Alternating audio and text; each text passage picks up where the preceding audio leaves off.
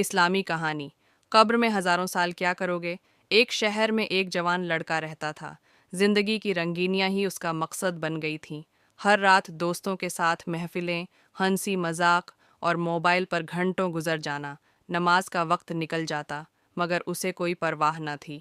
اس کی ماں اکثر کہتی تھی، بیٹا، ایک دن یہ سب ختم ہو جائے گا، اپنی زندگی کو اللہ کے راستے میں لگا۔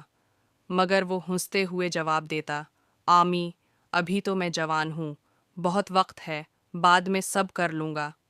دنیا کے مزوں میں وہ اتنا کھو گیا تھا کہ اسے موت اور قبر کا خیال تک نہ آتا تھا۔ لیکن ایک دن اس کا بہت قریبی دوست حمزہ اس سے ملنے آیا۔ حمزہ دیندار اور سمجھدار لڑکا تھا۔ اس نے دیکھا کہ اس کا دوست غلط راستے پر جا رہا ہے۔ وہ خاموشی سے اس کے پاس بیٹھا اور نرمی سے کہنے لگا، بھائی، تو دن رات دنیا کے پیچھے بھاگتا ہے، لیکن سوچ، جب سب کچھ ختم ہو جائے گا اور تو قبر میں اتر جائے گا، قبر میں ہزاروں سال کیا کرے گا؟ وہاں نہ موبائل ہوگا، نہ دوستوں کی آواز، نہ ہنسی مذاق کی محفل، بس تو ہوگا اور تیرے اعمال۔ یہ جملہ اس کے دل میں اتر گیا۔ اس رات وہ پہلی بار رویا۔ اس نے سوچا، سچ میں کس چیز کے پیچھے بھاگ رہا ہوں؟ صبح جب اس کی ماں نے دیکھا تو وہ مسجد جانے کے لیے تیار کھڑا تھا۔